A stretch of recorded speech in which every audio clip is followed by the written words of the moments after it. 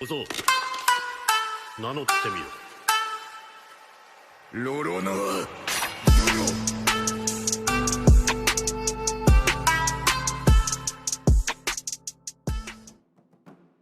Salve galera, aqui é o Isaac. Eu queria perguntar se tá tudo bem com vocês, mas não tem dia ruim pra fã de One Piece, pelo menos não atualmente. Porque é o seguinte, no dia que eu tô gravando esse vídeo aqui, saiu spoilers do próximo capítulo, inclusive esse vídeo aqui é um aquecimento pra esse capítulo. Saiu também uma parte do elenco da segunda temporada de One Piece do live action da Netflix. E cara, esse elenco tá sensacional, estão escolhendo muito bem e já dá pra ver que o sucesso que a primeira teve, a segunda pode ser talvez até melhor. E além disso, tem a Toei mandando muito bem lá no anime, cara. A animação do último episódio do S-Hawk contra o Zoro e o Luffy foi algo incrível. E é por isso que esse vídeo é um Super Nova Responde, aquele quadro que vocês conhecem muito bem, onde vocês mandam perguntas, teorias lá no nosso post do Instagram, @canal Supernovas, ou aqui mesmo no YouTube na nossa comunidade. Vamos teorizar aqui, fazer um aquecimento pro próximo capítulo que lança aí daqui a uns 2 dias, basicamente. E uma notícia aqui pra vocês: próximo mês a gente vai ter algumas novidades aqui no canal, então fiquem atentos aí no próximo vídeo, principalmente ao vídeo do capítulo. Então, sem mais delongas, bora para a primeira pergunta.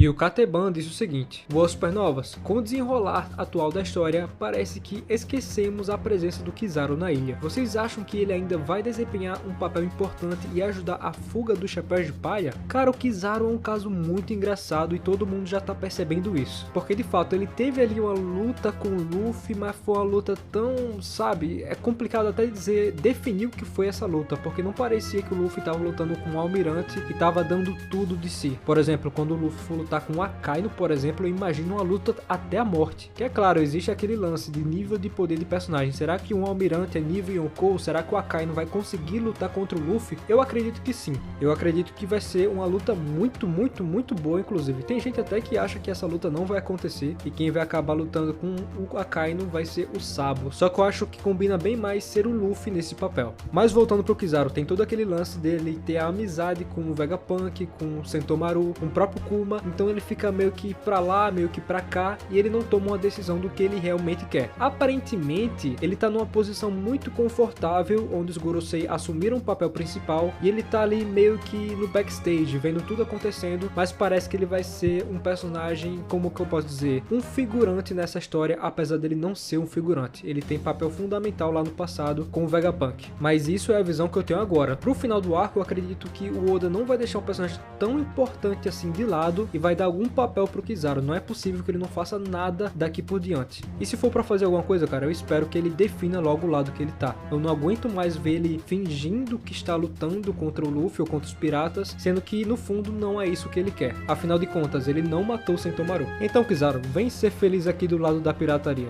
E o João Arthur Linhares falou aqui: eu tenho uma teoria. Será que o Imu era um fanático que idolatrava Joy Boy e Nika e é usuário da fruta da Bonnie e com seu desejo de ser ídolo conseguiu entrar no modo Nika assim como Bonnie? Só que alguma coisa deu errado e ele percebeu que nunca poderia ser como seu ídolo, então se tornou o oposto de tudo que ele é e representa, assim como o Flash Reverso e o Flash. Cara, é uma teoria que eu nunca escutei na minha vida, mas eu consigo enxergar um pouco do sentido nisso. Eu admito que é uma teoria bem corajosa e vocês que estão vendo esse vídeo aqui devem estar pensando: caramba, Isaac, como é que você gostou dessa teoria? Cara, pelo seguinte motivo: porque diabos o Oda tá escondendo tanto a aparência do Imu? O Imu, desde a sua primeira aparição, que foi lá em Marijoa, ele deve ter aparecido aqui no mangá umas 4, 5 vezes sem mostrar quem ele realmente era. E o que me deixa muito curioso para saber o que é essa aparência dele no final das contas. Porque, sinceramente, já tá um pouco chato ver o Imu tantas vezes desde a sua primeira aparição e a gente não saber nada sobre ele em relação à sua aparência. Porque eu já falei, se o Oda tá escondendo isso, deve ser porque ele é de alguma raça que a gente conhece, por exemplo, um bucaneiro, ou talvez é um lunariano, ou até aquele próprio deus que aparece lá em Skypiea, ou ele é de alguma raça que a gente nunca viu, ou ele é alguém importante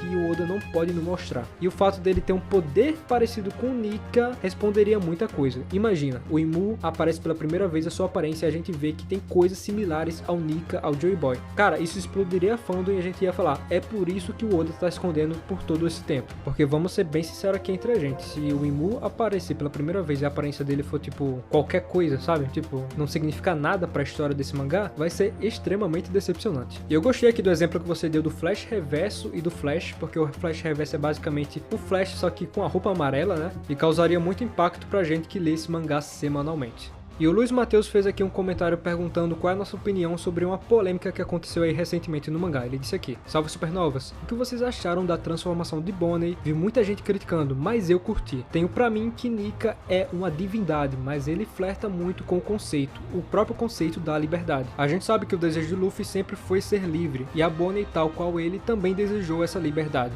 E por isso ele se transformou em Nika também. O que vocês acham? Ó, se vocês não viram esse vídeo que tá passando aí na tela pra vocês, eu recomendo muito. Ele é exatamente sobre isso, sobre toda essa polêmica, como narrativamente se encaixa, a nossa opinião sobre isso. Mas já que você fez essa pergunta aqui, eu vou responder aqui, já que esse vídeo é uma teoria, é um roteiro de Leonardo. E aqui eu vou estar mais livre para dizer o que eu acho. Eu diria assim, que o Oda colocou uma lenha na fogueira, e no capítulo seguinte, eu não sei se vocês já leram spoilers do próximo capítulo, o Oda apaga esse fogo um pouco. Eu não vou dizer exatamente o porquê, mas muita gente que se incomodou com essa transformação vai entender melhor no próximo capítulo. É só isso que eu vou dizer. Mas talvez eu tenha gostado muito porque eu gosto muito da Bonnie, eu gosto muito dessa personagem. Talvez alguém que não curta tanto a personagem, talvez não tenha gostado tanto. E cara, essa transformação é tão polêmica que tem gente que não gosta muito do Gear 5 no próprio Luffy. Tem gente que acha muito zoação, acha muito meme. E eu até concordo um pouco, eu acho que me irrita um pouco o Luffy ficar dando risada a todo momento. Mas eu acho muito criativa essa transformação e ninguém pode negar isso. Então, resumidamente, eu gostei muito, porém, só existe um Joy Boy. E esse Joy Boy teve a sua vontade herdada pelo garoto do chapéu de palha atual, que se chama Monkey D. Luffy. E o Aprova Léo Provale, esse é o nome dele, falou o seguinte: salve galera, minha dúvida é a seguinte, como vimos nos capítulos, os continentes estão no fundo do mar. Poderia Zunisha, pela sua altura, tamanho e peso, pisotear as cidades desses continentes? Cara, com certeza o Zunisha sem querer já deve ter pisado em algum navio ali afundado, em alguma cidade, com certeza disso não duvido. Mas é aquela coisa que a gente já abre o questionamento: se o nível da água tá aumentando, se o mar vai subir tanto, como é que vai ficar o Zunisha? Ele vai ser engolido por essa água com certeza. Ele não é tão alto ao ponto de ser do tamanho da Red Line, por exemplo. E assim, a gente tem alguns paralelos bíblicos aqui em One Piece e na Arca de Noé. O Noé consegue colocar todos os animais dentro da arca. Aqui a Arca Noah não vai caber o Zunisha, né? Como é que ele vai ser salvo? Tem muita coisa que a gente não sabe ainda sobre essa salvação, como é que o povo de One Piece vai ser salvo de toda essa enchente, toda essa inundação. E assim como o robô gigante pede perdão para Joy Boy porque ele não conseguiu cumprir algum dever dele, a gente tem o Zunisha também nesse mesmo papel narrativo, e talvez ele tenha até um sacrifício nesse momento da obra para poder concretizar o que ele ficou devendo a Joy Boy. Então vamos aguardar aí os próximos capítulos e tentar entender qual é a utilidade que o Oda quer dar para esse elefante gigante. E o João Arthur disse o seguinte: salve supernovas, qual vocês acham que vai ser a história e o significado do chapéu de palha? Olha João, tem várias teorias sobre isso e eu gosto de seguir a teoria mais simples. A teoria mais complexa seria: esse chapéu de palha é uma chave, esse chapéu de palha vai ser muito útil para abrir alguma porta, alguma passagem para o Luffy lá na frente. Eu não acredito muito nessa possibilidade. Eu acredito que o chapéu de palha é algo mais representativo, algo mais significativo, algo que representava alguma coisa para alguma pessoa no passado. Indica que o Joy Boy usava aquele chapéu de palha gigante que está sendo guardado por Imu lá naquela sala em Marijoa. Aquilo simboliza alguma coisa e, na minha opinião, esse chapéu de palha representa a vontade herdada. Então esse chapéu tem algum poder, alguma coisa desse tipo? Não, esse chapéu só está representando a vontade que está sendo passada ao longo do tempo. Por isso a gente vê o Roger passando por Shanks e o Shanks passando para o Luffy. Aí quem veio antes do Roger, quem deu o chapéu pro Roger, aí já é outra teoria. Então acredito que é algo muito mais simbólico do que algo que realmente vai afetar ou representar alguma entrada, alguma passagem para algum lugar, ou algum tipo de poder. Mas comentem a opinião de vocês sobre o chapéu de palha. Eu posso estar completamente errado aqui também, e ele é bem mais do que a gente pensa que ele é, assim como a fruta do Luffy. A fruta do Luffy pra mim era só uma fruta de borracha normal, aí quando a gente vai ver é a Hito